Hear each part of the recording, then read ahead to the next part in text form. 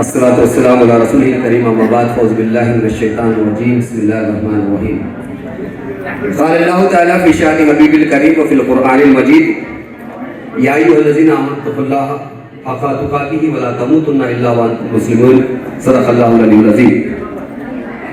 అనంత కరుణామయుడు అపార కృపాశీలుడైనటువంటి సర్వసృష్టికర్త పేరుతో ప్రారంభిస్తున్నాను. ఈనాటి వలీమా విందు కార్యక్రమానికి విచ్చేసినటువంటి సోదరులందరికీ కూడా సుస్పష్టంగా చెప్పాలంటే నా తోటి భారతీయులందరికీ కూడా అస్సలాము అలైకుం వరహ్మతుల్లాహి వబరకాతుహు. ముస్లిం సోదరులు ఒకరికొకరు తారసపడినప్పుడు ఎదురైనప్పుడు ఈ విధంగా నమస్కరించుకోవడానికి మనం చూస్తుంటాం. ఒకరు అస్సలాము అలైకుం అంటే ఇంకొకరు వాలేకుం అస్సలాం అంటారు. దీని యొక్క అర్థం ఏమిటి అంటే దేవుని యొక్క శాంతి శుభాలు మీపై కురియుగాక, దేవునితో ఎదుటివాడు బాగుండాలి అని చెప్పి మనస్ఫూర్తిగా కోరుకునే ఒక ప్రత్యేక అంతిమ దైవ ప్రవక్త ముహమ్మద్ సల్లల్లాహు అలైహి వసల్లం వారు అందజేసిన అత్యున్నత సాంప్రదాయం. ఎదుటివాడికి మనం సలాం చేస్తున్నామంటే ఒక సిగ్నల్ కూడా ఇస్తున్నాం. ఏమిటంటే నేను నీ మిత్రుడే తప్ప శత్రువుడు కాదు.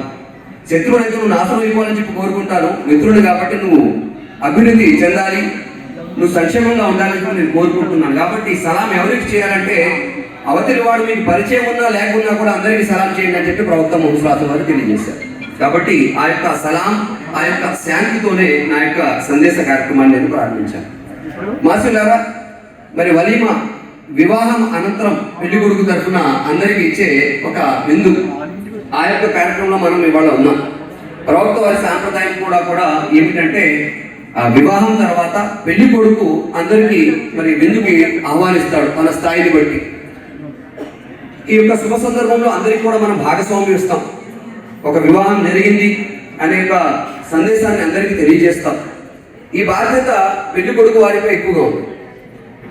పెళ్లి కూతురు విషయంలో వచ్చినట్లయితే, వారి కుటుంబ విషయంలో వచ్చినట్లయితే చాలా సులభతరమైన రీతిలో వివాహం జరగాలి. ఎట్టి పరిస్థితుల్లో కూడా వారిపై భారం మోపరాదు.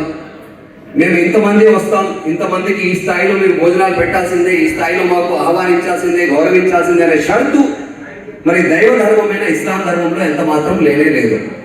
ఈ విందు ఇచ్చే బాధ్యత ఎవరికి ఉందంటే పెళ్లి కొడుకు వారి కుటుంబం వారిపైనే ఉంది. ఎంత తక్కువ, ఎంత సులభతరమైన రీతిలో వివాహం చేసుకొస్తామో అంతే అది ధర్మపరమైన వివాహం అవుతుంది. కానీ విందు బాధ్యత మాత్రం మరి ఈ పెళ్లి కొడుకు వారి బాధ్యత అవుతుంది. మాన్సర్ మనం చూసినట్లయితే చాలా మంది ముస్లిమేతర సోదరులు ఉన్నారు. మన అబ్దుల్ ఖుద్దూస్ బాబ్జీ గారికి చాలా మంది సోదరులు ఉన్నారు. ఇటు మహిళల్లో కూడా ఉన్నారు, పురుషుల్లో కూడా చాలా మంది వచ్చారు. ఆయన ప్రత్యేకంగా ఈ కార్యక్రమాన్ని తన కోరికతో ఏర్పాటు చేయడం జరిగింది. అసలు వివాహ తంతు అనేది, వివాహ పరిస్థితి, ఆ యొక్క విధానం అనేది చాలా మంది ముస్లిమేతర సోదరులకు తెలియదు. మరి చాలా మంది వస్తారు, ఇక్కడ పెళ్లి కొడుకు కూర్చుంటాడు, పెళ్లి కూతురు ఎక్కడ ఉంటుంది, అసలు ఏం జరుగుతుందో మాకు తెలియట్లేదు. వస్తాము, మాకు ఒకటే తెలుస్తుంది, మంచి బిర్యానీ పెట్టారు, మంచి ఏదో రుమాలి రోటీ పెట్టారు, ఇది మాత్రమే, ఆ సందేశం, ఆ దావత్ మాత్రమే తీసుకెళ్తున్నాం. కానీ వివాహ దావత్ అనేది ఏంటి, వివాహ సందేశం అంటే మాకు తెలియట్లేదండి. భోజనాలు అయితే చేస్తూనే ఉంటాం, కానీ ఎప్పటి నుంచో అసలు ఇస్లాం యొక్క వివాహ విధానం ఏమిటి అని చెప్పి మాకు తెలియదు. కాబట్టి తెలుసుకోవాలని ఆతృత ఉంది. ఈ యొక్క వివాహ వేడుక ద్వారా, లేదా ఈ యొక్క వలీమా యొక్క రిసెప్షన్ ఫంక్షన్ ద్వారా మాకు తెలుసుకోవడానికి అవకాశం దొరికింది. భోజనం కన్నా ఈ యొక్క సందేశం చాలా బాగుంది అని చెప్పిన సందర్భాలు కూడా చాలా ఉన్నాయి మాస్టర్ గారు. ఎందుకంటే మరి శరీరానికి ఆహారం ఎంత అవసరమో మన యొక్క ఈ యొక్క ఏదైతే ఆత్మ ఉందో దానికి కూడా ఆధ్యాత్మిక కోణంలో సరైన మరి ఆహారాన్ని కూడా ఇవ్వాల్సిన అవసరం ఉంది. ధార్మిక కోణంలో ధార్మిక నైతిక విలువలు కూడా, మరి జీవన విధానం కూడా దానికి ఇవ్వాల్సిన, దాని ద్వారా చేయించాల్సిన అవసరం ఉంది. ఈ యొక్క వివాహ విషయంలో చూసుకున్నట్లయితే మొట్టమొదటి షరతు ఏమిటంటే ఇద్దరి అంగీకారం ముఖ్యమండి. ఎవరి అంగీకారం? వధువు వరుడు ఇద్దరు అంగీకారం ముఖ్యం, షరతు అనమాట. మొదటిది, ఇద్దరికి రాజీ లేకపోతే మరి వివాహం జరగదు. సరే, పెద్దవాళ్ళు తెర వెనుక ఏదో మరి బలవంతం చేసో ఏదో మొత్తానికి వివాహం ఏర్పాటు చేశారు, ఆ యొక్క సంబంధ బాంధవ్యాన్ని ఏర్పాటు చేశారు అనుకోవచ్చు. కానీ ప్రజలందరి మధ్యలో మరి ఈ యొక్క రిసెప్షన్ ముందు ఏదైతే వివాహం జరిగిందో అక్కడ అవకాశం ఇవ్వడం జరుగుతుంది. పెళ్లి కొడుకుకి పెళ్లి కూతురికి కూడా, అమ్మ బలవంతంగా ఏదైనా ఇంట్లో నిన్ను ఒప్పించవచ్చు, కానీ ఇంతమంది మన సమక్షంలో నీకు మరొకసారి అవకాశం ఇస్తున్నాము, నీకు ఇష్టమైన, ఉర్దూ అంటారు కుబూల్ హై అని అడుగుతారా? 3 సార్లు అడుగుతారు. కుబూల్ హై అని చెప్తేనే ఆ వివాహ బాంధంలో ఇద్దరు వాళ్ళ యొక్క కలపడం జరుగుతుందన్నమాట. అయితే ఈ బాధ్యత మరి హాజీ పైన ఉంటుందన్నమాట. ఆ యొక్క ఇద్దరు సాక్షులు కూడా ఉంటారు. ఇరువురి వివాహానికి, ఇరువురి అంగీకారానికి ఇద్దరు సాక్షులు ఉంటారు, ఒక వకీల్ మధ్యవర్తిత్వ కూడా ఉంటారు అనమాట. వీరిరువురి సాక్షులు సంతకాలు పెట్టి వారి ఇరువురు అంగీకారం తెలియజేశారని చెప్పిన తర్వాతనే, ఆ రిజిస్టర్లో సంతకాలు పెట్టిన తర్వాతనే ఆ వివాహ బంధంలో ఇద్దరు బంధించబడతారు. కానీ ఇక్కడ మనం గమనించాల్సిన అవసరం ఉంది. చాలా మంది తెలియక మరి ఇస్లాంలో స్త్రీలను అణిచివేస్తారు, వారికి స్వేచ్ఛనివ్వరు, వారికి మాట్లాడే అవకాశం ఇవ్వరు అనిపిస్తారు. కానీ వివాహంలో చూసినట్లయితే మొట్టమొదటగా కాజీ గారు, ఆ యొక్క వకీలు ఎవరైతే ఉన్నారో ఎవరి దగ్గర వెళ్తారు? సాక్షులు పెళ్లి కూతురు దగ్గరికి వెళ్తారు. అమ్మ ఫలానా అబ్బాయి, ఫలానా అబ్బాయితో మీకు వివాహం మరి కుదర్చడం జరిగింది, మీకు ఇష్టమేనా అని ఆ పెళ్లి కూతురు ముందుగా అడుగుతారు. ఆ పెళ్లి కూతురు అవునండి నాకు ఇష్టమే, కుబుల్ హై అంటేనే తర్వాత ఇంకా మిగిలింది ఏంటో నీదేనో అంటే చెప్పుకొని చెప్పి పెళ్లి కొడుకు దగ్గరికి వస్తారు. అతను ఏం చేస్తాడు? అతను కూడా కుబుల్ హై అంటాడు. సో ఎవరికి ప్రాధాన్యత ఇచ్చారు? పురుషుడిగా, స్త్రీగా? మరి దైవ ధర్మమైన ఇస్లాం ధర్మంలో మొట్టమొదటి ప్రాధాన్యత మహిళకే ఇవ్వడం జరుగుతుంది. అమ్మ నీకు ఇష్టమైతేనే ఈ వివాహం ఏర్పాటు చేయడం జరుగుతుంది, ఈ వివాహ బాంధవులను బంధించడం జరుగుతుంది, ఇష్టం లేకపోతే ఇక్కడ చెప్పాను. కాబట్టి ఆవిడ కుబూల్ హై అన్న తర్వాత, నాకు ఇష్టమే అంగీకారం అన్న తర్వాత మాత్రమే అప్పుడు ఆ కాజీ గారు, వకీల్ గారికి అంతా పెళ్లి కొడుకు దగ్గరికి వచ్చి అమ్మాయి ఓకే చేసేసిందా, ఇంకేమన్నా చెప్పుకోవడానికి ఉన్నాయా అంటే అప్పుడు చెప్తాడు అది నాకు కుబూల్ హై ఇష్టమే అని చెప్పి. కాబట్టి దాని తర్వాత ఒక ఖుతుబా చదవడం జరుగుతుంది. ఒక కాజీ గారు లేకపోతే ఇమాం గారు ఎవరికి వస్తారో ఆయన ఒక సందేశం ఇస్తారు. అందులో దైవ భీతికి సంబంధించిన వాక్యాలు మాత్రమే అక్కడ చదవడం జరుగుతుంది. మీరు ఏ దేవుని పేరు తీసుకునైతే ఒకరికొకరి హక్కులు మీరు అడుగుతారో, బాధ్యతను గుర్తెరుగుతారో, ఆ దేవునికి భయపడండి. అంటే పెళ్లి కొడుకు పెళ్లి కూతురుతో భయపడడం కాదు, పెళ్లి కూతురు పెళ్లి కొడుకుతో భయపడడం కాదు, పెళ్లి కొడుకు వాళ్ళు పెళ్లి కూతురు వాళ్ళని చూసి భయపడడం కాదు, పెళ్లి కూతురు వాళ్ళు పెళ్లి కొడుకు వాళ్ళని చూసి భయపడడం కాదు. మీరంతా కలిసి ఎవరికి భయపడాలి? ఆ మిమ్మల్ని సృష్టించిన సృష్టికర్త దైవానికి భయపడాలి. ఆయన మిమ్మల్ని పుట్టించాడు, ఆయన చేతిలోనే జీవన మరణాలు ఉన్నాయి. ఆయన చెప్పిన విధంగానే ఈ సర్వ సృష్టి, చరాచర సృష్టి అనేది నడుస్తుంది. కాబట్టి ఆయన పట్ల మీకు మరి భయభక్తులు ఉండాలి. ఆయన పట్ల భయభక్తులు ఉన్నప్పుడే ఆయన చెప్పిన విధానంలో మీరు జీవనం కొనసాగించడానికి అవకాశం ఉంటుంది. లేదంటే ఎవరికైతే ఎక్కువగా ఆధిక్యత ఉంటుందో, ఆధిపత్యం ఉంటుందో వాళ్ళు తమ ఆధిపత్యాన్ని చెలాయించడానికి అవకాశం ఉంటుంది. ఈ బాంధవ్యం ఏదైతే ఉందో అది మరి వెళ్ళిపోవడానికి, లేకపోతే చెడిపోవడానికి, విడిపోవడానికి అవకాశం ఉంటుంది అని ఒక పొదువాను ఆయన చెప్తారు అన్నమాట. ఆ అరబీలో చదివే వాక్యాలకు అర్థం అది. అల్టిమేట్ గా అన్ని వాక్యాల్లో కూడా వచ్చేది ఏంటంటే మీరు దేవునికి భయపడండి, ఎవరికి భయపడడం కాదు, ఎవరికి భయపెట్టడం కాదు, మీరంతా కలిసి దైవానికి భయపడాలని చెప్పి. మరి ఒకసారి ఆలోచించినట్లయితే ఈ సృష్టిని సృష్టించిన తర్వాత సృష్టికర్త మొట్టమొదటి బంధం ఏదైతే బాంధవ్యం భూమి మీద పెట్టాడు, ఏ బాంధం ఏమంటారు? నాన్నగుడుల బాంధం అయితే కాదు, అత్త కోడళ్ళ బంధం అయితే కాదు, భార్యాభర్తల బంధం. ఈ భూమి మీద ఏ బంధం లేనప్పుడు మొట్టమొదటి బంధం దేవుడు ఏర్పాటు చేశాడంటే అది భార్యాభర్తల బంధం మాత్రమే. ఆది పురుషులు మరి వాళ్ళు పుట్టించడం జరిగింది. ఆది పురుషులు మరి ఆదం హవ్వ, అక్కడ నుంచి మనం చూస్తాము. మరి వాళ్ళు వచ్చిన తర్వాత ఈ యొక్క నాగరికత ఏదైతే ముందుకు సాగడం జరిగింది, వారి ద్వారానే ఈ యొక్క మానవ నాగరికతను ఆ సృష్టికర్త ముందుకు తీసుకెళ్లారు. కోటాను కోట్ల ప్రజలు నేను సృష్టించాను అని చెప్పి ఆయన చెప్తున్నాడు. కాబట్టి ఈ యొక్క బంధం యొక్క విలువ మనం అర్థం చేసుకోవాలి. మొట్టమొదటి బంధమే భార్యాభర్తల బంధం. దేవుడు సృష్టించడం ఏ బంధం సృష్టించలేదంటే ఈ యొక్క సమాజానికి, మానవ నాగరికతకు, ఈ యొక్క సమాజ పటిష్టతకు భార్యాభర్తల బంధం ఎంత ఇంపార్టెన్స్, ఎంత ప్రాముఖ్యత మనందరికీ తెలుస్తుంది మాసేదారా. మరి యొక్క వివాహ బంధం ఎందుకు అని ఒకసారి మనం చూసినట్లయితే ఇది ఉన్నత సామాజిక బంధం అన్నమాట. ఇద్దరిలో వచ్చే బంధం కాదండి, సామాజిక బంధం. ఇది కేవలం ఒక వరుడు వధువు మధ్యలో వచ్చే బంధం కాదండి, రెండు కుటుంబాల మధ్య జరిగే బంధం. ఇది రెండు కుటుంబాల మధ్య జరిగే అగ్రిమెంట్ అండి ఇది. కాబట్టి కేవలం ఇద్దరు కలవట్లేదు, రెండు కుటుంబాలు కలుస్తున్నాయి, రెండు గ్రామాలు కలుస్తున్నాయి, రెండు పట్టణాలు కలుస్తున్నాయి. కాబట్టి మహర్షులారా, ఈ యొక్క సమాజాన్ని పటిష్టపరచడానికి ఈ వివాహం అనే యొక్క వ్యవస్థను ఆ దేవుడు మనకి ఏర్పాటు చేయడం జరిగింది. ఇది పవిత్ర బంధం అన్నమాట. దీన్ని ప్రతి ఒక్కరూ కూడా పవిత్రత రూపంలో చూస్తారు. దీనికి భిన్నమైన ఏదైతే బాంధవ్యాలు ఉన్నాయో, లేకపోతే ఏదైతే అక్రమ సంబంధాలు ఉన్నాయో దాన్ని అందరూ చీకొడతారు. కానీ అత్యుత్తమంగా గౌరవించదగ్గ బంధం ఏదైనా ఉంటే భార్యాభర్తల బంధం అనమాట. రిజర్వేషన్ చేసుకున్న ప్రయాణం ఇది. నాకు నచ్చిన ట్రైన్ ఎక్కేస్తాను దిగేస్తానంటే అది వ్యభిచారం కిందకు వస్తుంది, అక్రమ సంబంధం కింద వస్తుంది. కానీ రిజర్వేషన్ చేసుకుని ఏ విధంగా అయితే మనిషి ప్రయాణం చేస్తాడో, ఈ యొక్క భార్యని రిజర్వ్ చేసుకుంటున్నాను లేదా ఈ యొక్క భర్తను రిజర్వ్ చేసుకుంటున్నాను, అతను ఏమున్నా కూడా పూపులే నేను అంగీకరిస్తున్నాను. ఈ రోజు ఈ యొక్క పరిస్థితిలో ఆమె ఎలా ఉందో దానికి కూడా నేను అంగీకరిస్తున్నాను. దీని తర్వాత ఆమెలో వచ్చే మార్పులను కూడా నేను అంగీకరిస్తున్నాను. కుబూల్ హై అంటే అర్థం అది. సన్నగా ఉంది, తర్వాత లావెక్కేసింది, నాకు వద్దు బాబాయ్ అంటే కుదరదు. నువ్వు కుబూల్ హై చెప్పావు, అందరి ముందు అన్ని చెప్పావు, ఇప్పుడుది, కనబడేది, కనబడింది, భవిష్యత్తుది అన్ని హుబుల్ హై అని చెప్పావు నువ్వు.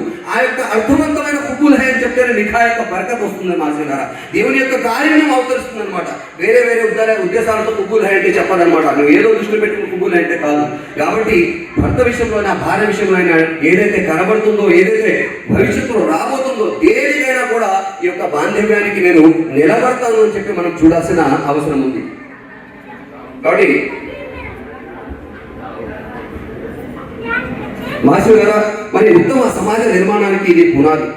వివాహ ఉద్దేశం ఏంటి మనం చూసినట్లయితే స్త్రీ పురుషుల మధ్య పరస్పర నమ్మకం, ప్రగాఢ విశ్వాసం, ప్రేమ, ఆప్యాయతం రావడానికి ఒక పటిష్టవంతమైన, సంస్కారవంతమైన, సంస్కృతి కలిగిన సమాజ నిర్మాణం చేయడం కోసం.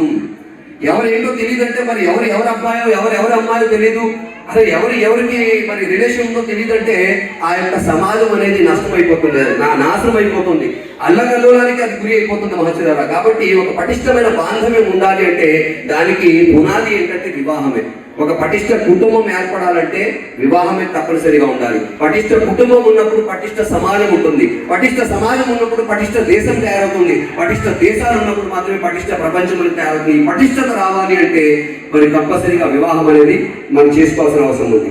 మరి వివాహం గురించి చూసుకున్నట్లయితే ఇది ప్రవక్తల సాంప్రదాయం. ఇది ఏదో మనకి ఉన్నందుగా వివాహం చేసేస్తాం, ఇద్దరు అబ్బాయి కూడా తిరుగుతున్నా అమ్మాయి కూడా ఖాళీకి తిరుగుతుందని చేసే సాంప్రదాయం కాదండి. ఇది ప్రవక్తల సాంప్రదాయం.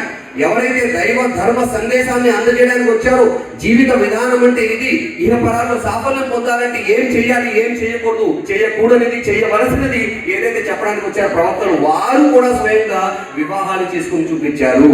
కాబట్టి వివాహం అనేది గర్వించదగ్గ పవిత్ర సంబంధం. ఇది ప్రవక్తల మరి సత్పురుషుల ఇది మరి సాంప్రదాయం. ఆ విషయాన్ని సూర్య అర్రాదులు అల్లతాలా అంటున్నాడు, నీకు పూర్వం మేము అనేక మంది ప్రవక్తల్ని పంపించాము, వారు కూడా భార్య పిల్లలు కలవారే, దైవాజ్ఞ లేకుండా ఏ ప్రవక్త తనంతట తాను ఏమీ చేయలేదు అని చెప్తున్నాడు. అంటే ప్రవక్తలకు కూడా వివాహం చేసుకోవడానే ఆజ్ఞను ఆ దైవమే ఇచ్చాడు. కాబట్టి ప్రతి సంస్కృతిలో కూడా, ప్రతి మతంలో కూడా, ప్రతి వర్గంలో కూడా వివాహ బాంధవ్యానికి అతి ప్రాముఖ్యత ఇవ్వడాన్ని మనం చూస్తుంటాం.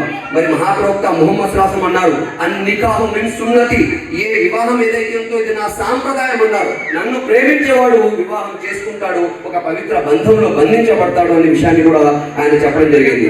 అలాగే మహాశివులారా, వివాహం అనేది ఒక పటిష్ట ప్రమాణం, ఒక అగ్రిమెంట్. ఆ యొక్క స్త్రీ నీ దగ్గర గట్టి ప్రమాణం తీసుకుంటుంది, ఆమె బాధ్యతలు చిరకాలం వరకు నువ్వు భరిస్తారు, ఆ బాధ్యతను నిర్వర్తిస్తాను అని చెప్పి ఆవిడ నీ దగ్గర ప్రమాణం తీసుకుంటుంది. కాబట్టి వివాహం అంటే కేవలం ఒక వేడుక కాదు, వలిమ అంటే ఒక వేడుక కాదు, అది ఒక ప్రమాణం, అగ్రిమెంట్ అనే విషయాన్ని కూడా అక్కడ చెప్పడం జరుగుతుంది మహర్షులారా. అలాగే వివాహం పవిత్ర లక్ష్యం కొరకు ఏర్పాటు చేయడం జరిగింది. వివాహం భావితరాలకు జన్మనిచ్చే నైతిక విధానం.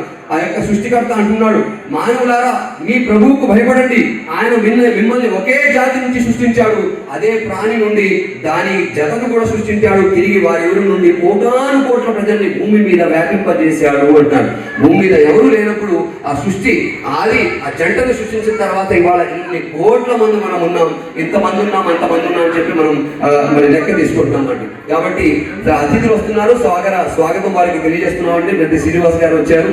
ఈ యొక్క వలీమా వేడుకకు ఆయనకు స్వాగతం పలుకుతున్నాం మహాశివారు. మరి మనం కాస్త చూసినట్లయితే వివాహం శాంతి, ప్రేమ, కారుణ్యానికి పునాది. ఆయన మీకోసం మీ జాతి నుండే జీవిత భాగస్వామిలను సృజించాడు, వారి దగ్గరకు మీరు సౌఖ్యం పొందడానికి ఇంకా ఆయన మీ మధ్య ప్రేమానురాగాలను, దయా దాక్షిణ్యాలను కూడా జరిపించేశాడు. ఒకసారి చూస్తాం, ఆ వరుడు ఎవరో తెలీదు, ఈ వధువు ఎవరో తెలీదు, ఈ అమ్మాయి ఎవరో ఆ అబ్బాయి ఎవరో, కానీ ఎవరో ఒకరి సంబంధం తీసుకొచ్చి ఈ అబ్బాయి చేసుకుంటే బాగుంటుంది, ఈ అమ్మాయిని చేసుకుంటే బాగుంటుంది, ఎప్పుడు చూసుకోలే, ఎప్పుడు మాట్లాడుకోలే, 18, 20 సంవత్సరాలు 22 సంవత్సరాలు ఈ వయసులో వచ్చేసి ఎప్పుడు వీళ్ళు కలవలేదు. కానీ వీరికి వివాహ బాంధంలో కట్టబెట్టిన తర్వాత, వివాహ బాంధంలో బంధించబడిన తర్వాత ఆ రాత్రి చూడండి ఆవిడ వెయిట్ చేస్తుంటుంది, అమ్మ ఫోన్ చేశాయంటే అయ్యో ఆయన రానియండి అంటుంది. 22 సంవత్సరాల కుర్రోడు ఎవరో తెలియదు, కానీ 22 సంవత్సరాల బాంధవం నీ భర్త అని చెప్పగానే ఎంతటి ప్రేమ వచ్చేసింది, ఎంతటి ఆప్యాయత, అనురాగం వచ్చింది. ఆయన వచ్చిన తర్వాత ఫోన్ చేస్తానండి అని చెప్పి భార్య చెప్తుంది. భార్య కోసం భర్త పరితపిస్తాడు. మరి ఇప్పుడు వరకు లేని 22 సంవత్సరాలు 25 సంవత్సరాలు లేని ప్రేమ, ఆప్యాయత ఎక్కడి నుంచి వచ్చిందంటే ఆ విషయమే దేవుడు ఏంటంటే తన గ్రంథంలో చెప్తున్నాడు, ఈ ప్రేమానురాగాలను నేనే సృష్టించాను అని చెప్పి చెప్తున్నాడు మహాశివ గారు. కాబట్టి దేవుడు మిమ్మల్ని ఏకైక ఆత్మ నుండి సృష్టించాలనే విషయాన్ని కూడా మనం గమనించాల్సిన అవసరం ఉంది. అలాగే వివాహం అనేది సిగ్గుమాలిన పనుల నుండి దూరం చేస్తుంది. వివాహం మీ చూపులను కిందికి ఆస్తుంది. ఎందుకంటే మానవుడు సహజ రీతిలో సృష్టించబడ్డాడు. మరి అతనికి కూడా సహజ కోరికలు ఉంటాయి. ఆకలి ఏ విధంగా వేస్తుందో, అలాగే చలి ఏ విధంగా వేస్తుందో, వేడిని ఎలా పుట్టిస్తుందో, అలాగే వయసు వచ్చిన తర్వాత వివాహం చేసుకోవాలనే కోరిక, తనకంటూ ఒక భార్య కావాలి, తనకంటూ ఒక తోడు కావాలనే ఒక కోరిక కూడా సహజ సిద్ధమైన కోరిక. ఆ సహజ సిద్ధమైన కోరికలను నెరవేర్చాల్సిన అవసరం ఉంది. కానీ చాలా మంది ఏమంటారంటే, అబ్బాయికి జాబ్ వచ్చిన తర్వాత చేద్దాం, అబ్బాయి ఈ వయసు వచ్చిన తర్వాత చేద్దాం, అమ్మాయి బాగా చదువుకున్న తర్వాత చేద్దాం అని చెప్పి మనం ఆపేస్తుంటాం. కానీ హార్మోనల్ ఎఫెక్ట్ గా రావాల్సిన కోరికలు వచ్చేస్తుంటాయి.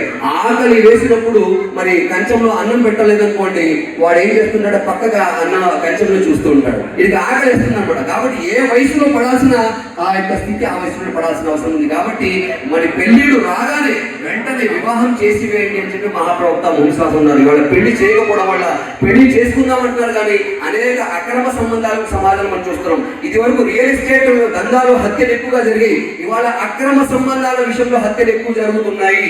మరి భార్య భర్తలు పెళ్లి చేసుకున్న వాళ్ళే వాట్సాప్ అనండి, సోషల్ మీడియా అనండి, ఎవరితో మాట్లాడుతున్నారో తెలీదు. కోట్లలాగా పెద్ద పెద్ద గేట్లతో ఇల్లు కట్టుకున్నా కూడా వాట్సాప్ రూపంలో సీక్రెట్ ఒక విండో ఉండిపోయింది. ఆ విండో ద్వారా ఎవరు బయటికి వెళ్తున్నాడు, ఎవరు లోపలికి వెళ్తున్నాడు కూడా తెలియని పరిస్థితి సమాజంలో ఉందన్నమాట. చాలా దుస్థితి. ఎవరు ప్రతి వాళ్ళని అనుమానించే, మరి అభాసుపాలు చేసుకునే, గొడవలు చేసుకునే, హత్యలు చేసుకునే, చంపుకునే మరి యొక్క న్యూస్ పత్రికల్లో మనం చూస్తున్నాం మనసులారా. కాబట్టి ఈ యొక్క సిగ్గుమాలిన పని నుండి, మరి లజ్జావిహీనత పని నుండి ఏదైనా కాపాడే వ్యవస్థ ఉంది అంటే అది వివాహం అని చెప్పారు.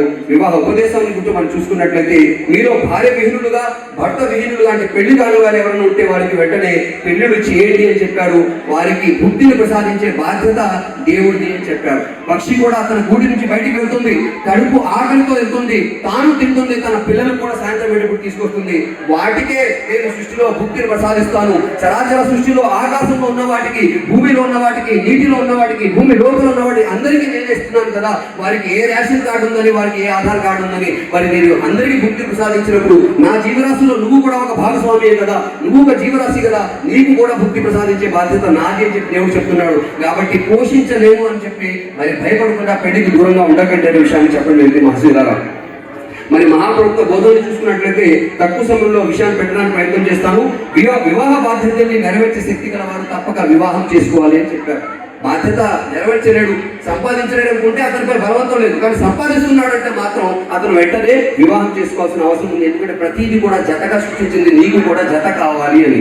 అలాగే స్త్రీని 4 ప్రాతిపదికలపై మనం ఎంపిక చేసుకుంటాం. ఒక అమ్మాయిని వివాహం చేసుకోవాలంటే ఏం చూస్తామండి?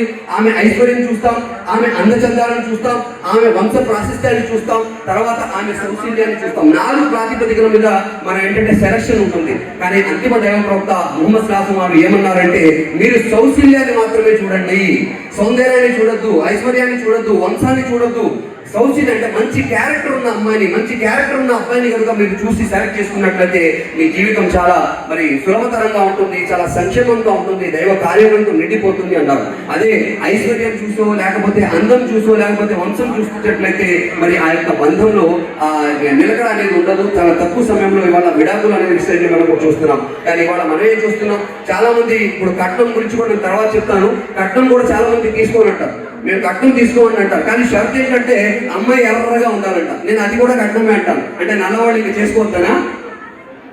నేను కట్నం తీసుకొని చాలా గట్టిగా చెప్తారు చాలా మంది. కానీ ఈ ఛాలెంజ్ షరత్ ఏంటంటే అమ్మాయి ఎర్రగా ఉండాలంట, మనవాళ్ళు మనవరాళ్ళు కూడా ఎర్రగా మరి పుట్టాలంట. మరి ఏంటి, ఇది కూడా కట్నమే అంటారు. ఆడ నల్లగా ఉన్నవాళ్ళు. కాబట్టి అందముని బట్టి కాదు, మరి సౌందర్యాన్ని బట్టి కాదు, సౌశల్యాన్ని చూడాలి. నీ ఏ స్థితిలో ఉన్నా, నీకు ఉద్యోగం ఉన్నా, ఉద్యోగం ఊడిపోయినా, నీ వ్యాపారం ఉన్నా, నువ్వు రోడ్డు మీదకి వచ్చినా కూడా నీతో పాటు నిలబడే, నీడలా నిలబడే భార్య నీకు కావాలి, భర్త నీకు కావాలి. అది కావాలంటే క్యారెక్టర్ మాత్రమే ఉంటుంది. క్యారెక్టర్ లూజ్ క్యారెక్టర్తో ఈ వదాన ఉండదని విషయాన్ని కూడా మహాప్రభుత్వం విశ్వాసం ఉన్నారు. స్త్రీలను వారి అందచందాలను బట్టి పెళ్లాడకండి, వారి అందం వారిని సర్వనాశనం చేస్తుంది అన్నారు. చాలా అందరిని పెళ్లి చేసుకుంటే వీడు అసలు సాటిస్ఫాక్షన్ గా ఉండడు. నలుగురులో ఉంటాడు కానీ గుండె దడేలు ఉంటుంది. నా భార్యని ఎవరు చూసేస్తున్నాడో, వాడు లైన్ కొట్టేస్తున్నాడో, వీళ్ళు లైన్ కొట్టేస్తున్నాడో, సెక్యూరిటీ గార్డ్ అయిపోతాడు. భార్య ఎంత అందంగా ఉండేవాడు అంత సెక్యూరిటీ గార్డ్ అనమాట. నవ్వుతూనే ఉంటాడు కానీ లోపల ఏడుస్తుంటాడు. అందరు చూసేస్తున్నారు, లైన్ వేసేస్తున్నారు, ఎవరి ఎక్కడ మాట్లాడితే ఎక్కడ వెళ్ళిపోతా అనే భయం దబేల్ అని అలా బతుకుతూ ఉంటాడు. కాబట్టి అందచందం మీరు సౌశల్యం చూసిన తర్వాత దాంతోపాటు సౌందర్యం వస్తే నీకు బోనస్ నీకు బోనస్ వచ్చినట్టే. నీ సౌశల్యంతో పాటు, క్యారెక్టర్తో పాటు నీకు మరి ఆస్తి వచ్చిన, వంశపార్యం వచ్చిన, అది డబల్ కొనాలి అది. కానీ ప్రాధాన్యత దేనికి ఇవ్వాలంటే క్యారెక్టర్కి ఇవ్వాలి. ఇవాళ చాలా మంది నా దగ్గర మాట్లాడారు, ఏమంటే చాలా ఈజీ 1 yearలో డైవర్స్ అయిపోతుంది. ఏంటి అంటే అందరూ సాఫ్ట్వేర్ ఉద్యోగాలు చేస్తున్నారు, అమ్మాయి కూడా చేస్తుంది, అబ్బాయి కూడా చేస్తుంది. అమ్మాయి ఉంటుందంట, ఈ సాటర్డే మా తల్లిదండ్రులు వస్తున్నారంటే కుదరదంటుందంట అమ్మాయి. కుదరదు, వాళ్ళు వస్తే సాటర్డే సండే నన్ను తిప్పాల్సిందే, బయటికి తిరగాల్సిందే, పబ్బులకి క్లబ్బులకి వెళ్ళాల్సిందే. అబ్బాయి అలా కుదరదు, ఇంటికి వస్తారంటే ఏమైపోతుంది, విడాకులు అయిపోతుంది. సమస్య లేదు, వాళ్ళు ఇంటికి వస్తే నేను ఊరుకోనట్టుంది. ఏ చిన్న కారణంతో విడాకులు అయిపోతున్నాం మహర్షి గారు. కాబట్టి సమాజం ఎటుంటుందో మనం చూడాల్సిన అవసరం ఉంది. అలాగే పురుషుల విషయంలో మీ వద్దకు సంబంధం వచ్చినప్పుడు ఆ వ్యక్తి ధర్మపరాయణత చూసి మీరు పెళ్లి చేసేయన్నా. మనం ఏం చూస్తాం, ఆస్తులు ఉన్నాయా, డబ్బు ఉందా, ఎన్ని ఆస్తులు ఉన్నాయి, ఎన్ని LIC పాలసీలు ఉన్నాయి. అంటే అల్లుడు పోయినా పర్లేదు అనమాట, వాడు ఆస్తి ఉంటే అమ్మాయి బతికేస్తుంది అనమాట. ఏంటి ఆలోచన మనకి, అబ్బాయి చక్కగా ఉండాలి, ఆరోగ్యవంతంగా ఉండాలి, అమ్మాయిని చక్కగా చూసుకోవాలని చూస్తాం. కానీ ఆస్తులు ఏం చేస్తాయి, LIC పాలసీలు ఏం చేస్తాయి. ఇంకో విషయం వచ్చింది, ఒకే అబ్బాయా, ఇంకెవరు లేరా అని. కుటుంబం లేకపోతే ఇంకా జీవితం ఎందుకండి. నిజంగా చెప్తున్నాను, ఒక మనిషిని ఒంటరిగా స్వర్గంలో వేసిన వాడి పాలిట అది నరకం అంటారు. వాడు అనుభవిస్తున్న ఆనందాన్ని కూడా చెప్పుకోవాలి కదా. అదే నాకు చాలా హ్యాపీగా ఉందని చెప్పుకోవడానికి ఎవరు లేనప్పుడు స్వర్గంలో ఒంటరిగా ఉన్న నరకంతో పాటు అలాగే ఏంటంటే మరి కుటుంబంలోని జీవితం, కుటుంబ బాంధవ్యాల జీవితం కూడా మరి నరకంతో సమానం ఆశ్చర్యారా. కాబట్టి ఇంకా చివరికి వచ్చేటప్పటికి హక్కుల విషయంలో మేము ఏంటంటే భార్యాభర్తల హక్కులేంటి, బాధ్యతలేంటి తెలుసుకోవాల్సిన అవసరం ఉంది. ఏదో ఖాళీగా ఉంది, మా అబ్బాయి కూడా ఖాళీగా ఉన్నాడు, ఆ అబ్బాయి ఏదో నలుగురు మాట్లాడుతూ పెళ్లి చేస్తే బాగుంటుంది. ఇండోనేషియాలోకి వెళ్తే 3 నెలల ట్రైనింగ్ ఉంటుందండి. ఇద్దరికి పెళ్లి చేయాలంటే ఇద్దరు కూడా 3 months training they have to attend they. 3 months తర్వాత వాళ్ళకి ఎగ్జామ్ ఉంటుంది, సర్టిఫికేట్ వచ్చిన తర్వాతనే హాజీ గారు వివాహం చేస్తారంట. ఏంటి అంటే అందులో చెప్పబడేది భార్య భర్తల బాధ్యతలు, హక్కులు. అక్కడ నువ్వు ఎలా ఉండాలి, కొత్త సంబంధాలు ఏమొస్తున్నాయి, వాటిని నువ్వు ఎలా నిర్వర్తించాలనేది అక్కడ చెప్తారన్నమాట. ఈ విషయంలో కూడా మనం చాలా జాగ్రత్త ఉండాల్సిన అవసరం ఉంది. మరి భర్త బాధ్యతలు ఏంటి అంటే కుటుంబ సంరక్షణ బాధ్యత భర్తది. అమ్మాయి కూడా ఉద్యోగం చేస్తుందంటే రెండోది, సెకండ్ చాయిస్ అది. కానీ ఆ కుటుంబాన్ని సంరక్షించే, కుటుంబాన్ని పోషించే బాధ్యత భర్తది మాత్రమే. మరి మహాప్రవక్త మూసాస్ ఉన్నారు, మనిషి పాపి కావడానికి ఇది చాలా ఉన్నారు. అంటే తాగుబోతు అవ్వడమా, వ్యభిచారం చేయడమా, దొంగతనం చేయడం కాదు. ఒక మనిషి పాపి అవడానికి తాను పోషించవలసిన వారిని వదిలివేయడం కూడా పాపమే అన్నారు. ఈ బాధ్యతను వాళ్ళు వచ్చారు, నిన్ను నమ్మి వాళ్ళు వచ్చారు. నమ్మి వచ్చారంటే ఒక విషయం చెప్తున్నాడు. ఒక భార్య భర్త ఇద్దరు కూర్చున్నారంట. స్త్రీలకే ఎక్కువ ధైర్యం, మగవాళ్ళకి ధైర్యం తక్కువ అంట. ఆ భార్య తన భర్తతో చెప్తుంది, ఏమండి మీకు చాలా ధైర్యం తక్కువ అండి అంటే చాలా కంగారు పడ్డాడు. ఏంటి ఇన్ని సంవత్సరాల సంసారంలో ఎప్పుడు చెప్పలేదు వాడు అలాంటి వాటి నాలో ఏ లోపం చూసామని చెప్తే ఆ భార్య చెప్తుందంట, మీకు మా పెళ్లి చూపులు గుర్తున్నాయా, పెళ్లి చూపులు ఎంతమందితో వచ్చారు మీరు అంటే 100 మందితో వచ్చారండి, 100 మంది తీసుకొస్తాండి మీ నాన్న ఒప్పుకోలేదు అంటే. పెళ్లి చూపులు 100 మందితో వచ్చారనమాట. నా పెళ్లి గుర్తుందా, మన పెళ్లి గుర్తుందా అంటే గుర్తుంది. ఎంతమందితో వచ్చారు అంటే 400 మంది వేసుకొచ్చారు. అప్పుడు కూడా 500 600 వస్తారంటే మీ నాన్న ఒప్పుకోలేదు. ఓహో, అంటే పెళ్లి చూపులకి 100 మంది వేసుకొచ్చారా, పెళ్లికి 400 మంది వేసుకొచ్చారా, కానీ పెళ్ళైన తర్వాత నేను ఒక్కదాన్ని వచ్చాను కదండి, నాకే ధైర్యం ఎక్కువ ఉందంట. అరే తన పుట్టిల్లు వదిలి మీ ఇంటికి వస్తుంది, ఇంకా కట్నం ఏం కావాలి, ఇంకా ఆస్తులు ఏం కావాలి, అరే తన ప్రాణాన్ని, తన గుండెని కోసి తన తండ్రి మీకు ఇస్తుంటే అంతకన్నా మహద్భాగ్యం ఏం కావాలి. మొత్తం అందరినీ వదిలేసి అమ్మాయి మీ ఇంటికి వస్తుంది. ఎంత ప్రేమతో, ఎంత ఆప్యాయతో, ఎంత అనురాగంతో ఆ మహిళను మనం చూసుకోవాల్సిన అవసరం ఉంది. ఆడపడుచు కట్టమని, ఈ కట్టమని, ఆ కట్టమని ఎన్నో రకాలుగా ఎన్నో మరి లేనిపోని ఆచారాలు, సాంప్రదాయాలు సృష్టించి ఏంటంటే వివాహ బాంధవ్యాన్ని చాలా కష్టతరం చేసేస్తున్నాం. నిజంగా చాలా బాధాకరంగా చెప్తున్నాం. వివాహం చేయాలంటే లక్షలు కావాలి, వ్యభిచారం చేయంటే 1000 రూపాయలు సరిపోతుంది. మహాప్రవక్త ముస్లాం అన్నారు, వ్యభిచారాన్ని కష్టతరం చేయండి, వివాహాన్ని సులభతరం చేయండి అంటారు. చాలా సింపుల్ గా జరిగిపోవాలి. మహాప్రవక్త కాలంలో వివాహాలు జరిగితే పక్కవాడి కూడా తెలిసేది కాదంట. వివాహం జరిగిపోయింది, ఒక బాధ్యత అంతే. ఇద్దరు అగ్రిమెంట్ వచ్చారు, సాక్షి ఉన్నారు, వివాహం పెట్టి. అంతేగాని అంత పతంగా అన్ని లక్షలు, అన్ని కోట్లు ఖర్చు పెట్టాల్సిన అవసరం లేదు. చాలా సునాయాసంగా చేయాల్సిన విషయాన్ని కూడా చెప్పారు.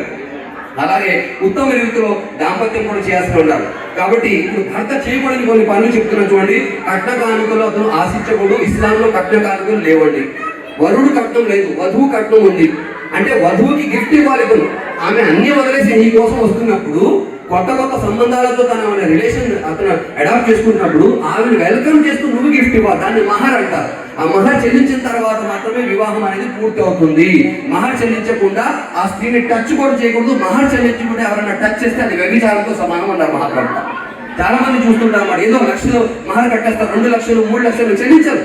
అది చాలా తప్పు. వెంటనే ఆమె చేతిలో పెట్టాలి. ఆమె మళ్ళీ స్వతహాగా తన ఇష్ట ప్రకారంగా అదే డబ్బు తన భర్తకి ఇచ్చేసుకుంటే అది వేరే విషయం. కానీ ఆమె చేతిలో పెట్టాల్సిన బాధ్యత ఆ వరుడిపై ఉంటుంది మహాశివులారా. ఆమె సంపాదనపై ఆ ఎత్తి పట్ల ఆధారపడకూడదు. చాలా మంది మగాళ్ళు ఇంట్లో కూర్చొని మరి ఏ విషయంలో ఏ పేరుతో అయినా కూడా నువ్వు సంపాదించని చెప్తుంటారు. చాలా తప్పండి. ఆమె సంపాదించిన సంపాదన శాలరీ కూడా ఆవిడలే. ఇంటిపై ఖర్చు చేయని చెప్పడానికి మనకు అవకాశం లేదు, అధికారం లేదు. ఆవిడ చూస్తుంది, ఆవిడ సంపాదించింది, ఆవిడ ఇష్ట ప్రకారం ఇంటికి ఖర్చు చేస్తే, పిల్లలపై ఖర్చు చేస్తే సంతోషం. కానీ భర్తగా నీ బాధ్యత. ఇవాళ చాలా మంది విడాకులు జరిగినాయి. విడాకులు ఏంటి కారణం అంటే భర్త ఉద్యోగం చేస్తున్నాడు, భార్య ఉద్యోగం చేస్తుంది. గొడవ ఏంటంటే భార్య తన శాలరీకి సంబంధించిన అకౌంట్కి సంబంధించిన ఏటీఎం భర్తకి ఇవ్వలేదంట, వదిలేసేది. అది ఏటీఎం గురించి చేసుకున్నావా, అకౌంట్ గురించి చేసుకున్నావా, ఆమెకు చేసుకున్నావా అంటే ఎక్కడైతే సౌశల్యాన్ని చూడమన్నారో, దేనికి ప్రాధాన్యత ఇవ్వన్నారు మనం ఇవ్వలే. ఆ ఉద్యోగానికి ఇచ్చాము, ఆ అందానికి ఇచ్చాము. అది వాటి ద్రాక్ష కూడా రేపు కిష్మిష్ అయిపోతుంది. ద్రాక్ష చక్కగా ఉంటుంది, కొన్నాళ్ళకి ఏమైపోతుంది, కిష్మిష్ అయిపోతుంది. అందం చూడకండి, మగాడైనా ఆడవాడైనా ఒకప్పుడు చాలా అందంగా ఉంటాడు, తర్వాత మరి సదగిరిపోతాడు. తర్వాత మరి అతనిలో ముచ్చలు వచ్చేస్తాయి. అది ఎప్పుడు అందంగా ఉన్నవారు చేసుకున్నానంటే ఇప్పుడు అందం పోయిన తర్వాత ఇంకో ఆమెను చూస్తుంటాడు, లేదా ఇంకో ఆయన చూస్తుంటాడు, కిటికీలో చూస్తుంటాడు. కాబట్టి మహాశివులారా, అందం కాదు సౌశల్య బాంధవ్యంలో ఉంటే ఎటువంటి ఆటుపోటు జీవితం వచ్చినా కూడా ఈ బంధం నిలబడుతుంది. తన స్నేహితులను భార్యను చూపించకూడదు అన్నారు. చాలా మంది నా భార్య ఎదుగు అని చెప్పి ఇవాళ కూడా పడతా. చాలా మంది పరాయి పురుషులు వచ్చారు, అది చూపించకూడదు అని పడదా ఒక వ్యవస్థను పెట్టారు. చాలా ఉంది. సీతమ్మ తల్లి కూడా వనవాసానికి వెళ్లే వరకు కూడా సీతమ్మ ఎవరో తెలియదు. మరియం మాత ఏదైతే మేరీ మాత అంటారు, ఆవిడకి కూడా చాలా మందికి తెలియదు. ఇవాళ కూడా ఉన్నత కుటుంబాల్లో తలుపు వెనకాలే మా ఆయన లేరండి అని చెప్పి మన గురించి సమాధానం చెప్తారు. కానీ ముందుకు చాలా మంది రాదు. పరదా అనే వ్యవస్థ ప్రతి మతంలో కూడా ఉంది, ప్రతి సమాజంలో ఉంది. దాన్ని మనం చిన్న భిన్నం చేస్తున్నాం మనిషి గారు. కాబట్టి వంకలు వెతికి భార్యను వేధించడం, అలాగే ఏదైనా మంచి చేసి ఏదైనా లోపం గురించి దెప్పి పొడవడానికి కూడా చేయకూడదు. ప్రతి దాన్ని మరి ఎత్తి చూపించడం కూడా చేయకూడదు. పిల్లల పెడదో విషయంలో కేవలం భార్యనే నిందించరాదు. అదో పిల్లలు సరిగ్గా పెంచలేదు, నీ బాధ్యత కూడా. ఎంత బాధ్యత అయితే ఆవిడకి ఉందో అదే బాధ్యత నీపై కూడా ఉంది. క్రెడిట్ వస్తే నాది. అబ్బాయి బాగా చదివాడంటే ఫస్ట్ క్లాస్ వచ్చాడు, ఎవడంటే నా కొడుకు, చెడిపోతే అది అమ్మ పట్టించుకోలేదన్న. ఇదేంటిది? నువ్వు లీడర్ అనుకుంటే ఇంటికి లీడర్ నువ్వు. ఆ లీడర్ అన్నప్పుడు నువ్వు ఏం చేయాలి? ఏది వచ్చినా కూడా నువ్వు కూడా పార్టిసిపేట్ షేరింగ్ లో అది షేర్ చేసుకోవాలి తప్ప లాభం వస్తే తీసుకుంటాను, నష్టం వస్తే ఆ భార్య మీద వదిలేస్తాను చెప్పడానికి అవకాశం ఉంది మహాశయులారా. అలాగే భర్త చేసిన పనుల విషయంలో ఆమెకు మహర్ చెల్లించాలి. అలాగే తిన్నది తినిపించాలి, త్రాగింది త్రాగించాలి, తొడిగించాలి. నా భర్త ముందుసారి ఉన్నాడు. ఆమె పెళ్లి చేసుకునే ముందు తన పుట్టింట్లో ఎలా ఉందో నువ్వు కూడా అలాగే ఆవిడకి ఇవ్వాలి. ఇవాళ ఏం చేస్తున్నావు? పని మనిషిని తీసుకొస్తున్నావు. ఆవిడ ఏమి ఇంట్లో పనిచేది, ఆవిడ పని మనిషి ఉంటుంది ఇంట్లో. నువ్వు కూడా పని మనుషులు పెట్టాలి ఇక్కడ. అంతేగాని మా అమ్మ కాళ్ళు నొక్కాలి, మా నాన్న కాళ్ళు నొక్కాలి, నువ్వు నొక్కుకో. మీ అమ్మ మీ నాన్న ఆవిడ ఇబ్బంది పెట్టే ఆవిడ ప్రేమపూర్వకంగా ఆ యొక్క అత్తమామలు కూడా తన అమ్మ నాన్నగా మరి గౌరవించి ఆవిడ సేవ చేస్తే పర్లేదు. కానీ నువ్వు సేవ చేయాల్సిందే అని బలవంతం చేస్తే అది ధర్మం కాదు, అది సరైన విధానం కూడా కాదు అని చెప్పి మహాప్రభుత్వం సూచిస్తున్నారు. కాబట్టి స్వీయాన నమూనా చూపించాల్సిన అవసరం ఉంది. అలాగే తనతో పాటు తన కుటుంబ వారిని కూడా మరి నరకం నుండి కాపాడాల్సిన బాధ్యత ఉంది. ప్రతిదీ కూడా సలహా సంప్రదింపుతో చేయాల్సిన అవసరం ఉంది. నేను భర్త నేను ఏదైనా చేసేస్తాను అని చెప్పడానికి అవకాశం లేదనమాట. ఇవాళ చాలా మార్పు వచ్చింది లేండి. ఎంత మన సీఎం అయినా హోమ్ మినిస్టర్ వేరే, అక్కడ ఆవిడ కొడుకునే సీఎం చేయడానికి ఏం లేదనమాట. అంటే ఇంటికి హోమ్ మినిస్టర్ ఆవిడే. తీసుకున్నానండి ఏంటి అనగానే ఏం లేదు వస్తున్నాను అంటాం. చాలా మార్పు వచ్చింది. ఆ మార్పు రావాల్సిన అవసరం ఉంది. ఇద్దరు కూడా సలహా సంప్రదింపులో చేస్తేనే ఆ కుటుంబం చక్కగా ముందుకు వెళ్ళడానికి అవకాశం ఉంటుంది మనుషులరా. మరి అలాగే స్త్రీ యొక్క ఆరోగ్య పరిస్థితిని చూసుకోవడం మనం మర్చిపోవాల్సిన అవసరం ఉంది. ధర్మసమ్మతమైన కోరికల్ని తీర్చాల్సిన అవసరం ఉంది మనుషులరా. మరి వరుడు కూడా వచ్చారు. వరుడు కూడా మనం స్టేజ్ మీదకి ఆహ్వానిస్తున్నాం సాధారణంగా మనుషులరా. మరి భార్య బాధ్యతలు తీసుకున్నట్లయితే భర్తకు విధేయురాలిగా భార్య ఉండాల్సిన అవసరం ఉంది. ఉత్తమ మహిళ ఎవరు అయితే ఆ ప్రశ్నకు సమాధానం ఏంటంటే, ఏ మహిళ అయితే భర్త తన వైపు చూసినప్పుడు అతను ప్రసన్నం చేస్తుందో, ఎవరైతే భర్త ఏదైనా చెయ్యమన్నప్పుడు అది ధార్మిక కోణంలో ఉన్నప్పుడు తప్పకుండా చేస్తుందో, ఎవరైతే తన విషయంలో తన సొత్తు విషయంలో తన భర్త మనసును నొప్పించకుండా మరి చక్కగా ఉంటుందో ఆమె ఉత్తమ మహిళ అన్నారు. ఎదురు తిరిగి పోరాడే మహిళ కాదు. భర్తకు ప్రతి మంచి విషయంలో కూడా మరి ఎవరైతే తోడుగా నీడగా ఉంటుందో ఆమె ఉత్తమ మహిళ అన్నారు. భర్త మనసును అర్థం చేసుకుని మసులుకోవాలి. భర్తకు మంచి పనుల్లో సహాయం చేయాలి. భర్తను సంస్కరించే ప్రయత్నం చేయాలంటే అతను నమాజ్ చదవట్లేదు, అతను సరైన ధార్మిక కోణంలో జీవించట్లేదు అంటే అతనికి కూడా సరైన విధానంలో తీసుకురావాల్సిన బాధ్యత భార్యపై ఉంది. అలాగే ఫరజుల నుండి దైవ మార్గం నుండి కనుక భర్త ఆపుతున్నట్లయితే నేను ఆగను, మీరు ఏదైనా చెప్పండి చేస్తాను, కానీ నేను దైవ ఆరాధన నుండి మీరు ఆపుతానంటే మంచి మరి ఇస్లామియా సందేశ కార్యక్రమాలకు ఇస్తమాలకు వెళ్ళడానికి మీరు ఆపుతారంటే మాత్రం నేను ఆగను అని ఆవిడ చెప్పాల్సిన అవసరం ఉంది. పరదా పటిష్ట పాలన కూడా చేయాలి, భర్తకు మరి అన్ని విషయాల్లో కూడా తోడుగా ఉండాలి అన్నారు. అలాగే తల్లి ఒడి బిడ్డకు తొలి బడి అన్నారు. కాబట్టి పిల్లల పోషణ విషయంలో కూడా మనం చాలా జాగ్రత్తగా ఉండాల్సిన అవసరం ఉంది. ఎందుకంటే వాళ్ళ అందరికీ తల పట్టుకునే సమస్య ఏంటంటే పిల్లల మాట వినట్లేదు, తల్లిదండ్రుల మాట వినట్లేదు అంటే మనం ఆదర్శంగా ఉండాల్సిన అవసరం ఉంది. కాబట్టి ఆ విషయ కోణంలో కూడా మనం ఆలోచించాల్సిన అవసరం ఉంది. మరి స్త్రీ విషయంలో 5 వేళల నమాజ్ చేస్తూ రంజాన్ నెలలో ఉపవాసాలు పాటిస్తూ తన శీలాన్ని ఎవరైతే కాపాడుకుంటూ భర్త పట్ల విధేయతతో మసులుకుంటే అటువంటి మహిళ స్వర్గ ద్వారాలు తనకు ఇష్టమైన ఏ ద్వారం గుండైనా కూడా ఆమె వెళ్ళవచ్చు అనే యొక్క శుభవార్తను మహాప్రవక్త ముహమ్మద్ సల్లాల్లాహు అందజేశారు. కాబట్టి మహాశివులారా సమయం ఇప్పటికే వచ్చింది. వివాహ వ్యవస్థ అంటే ఏంటి, భార్యాభర్తల హక్కులు బాధ్యతలు ఏంటి, సమాజం ఎటుపోతుంది, మనం ఎటు రావాల్సి, దేనికి ప్రాధాన్యత ఇవ్వాల్సిన కొన్ని విషయాలు మనం తెలుసుకోవడానికి ప్రయత్నం చేశాం. కాబట్టి ఈ విషయాలను చెప్పడమే వినడమే కాకుండా వాటిపై శ్రద్ధగా ఆలోచించే మరి ఆచరించే మహాభాగ్యాన్ని ఆ దైవం మనందరికీ కలిగిలేగాక. మరి ఈ శుభ సందర్భంలో మీ అందరి తరఫున, నా తరఫున, వధూవరులకి వారి కుటుంబ సభ్యులందరికీ కూడా ఈ వివాహ శుభాకాంక్షలు వారికి అందజేస్తున్నాం. వారి పట్ల వారి మధ్యలో ప్రేమానురాగాలు దైవ కారుణ్యం కురవాలని దువా చేస్తూ నేను సెలవు తీసుకుంటున్నాను. అస్సలాము అలైకుం వరహమతుల్లాహి వబరకాతుహు. జజాకల్లాహ్ ఖైర్.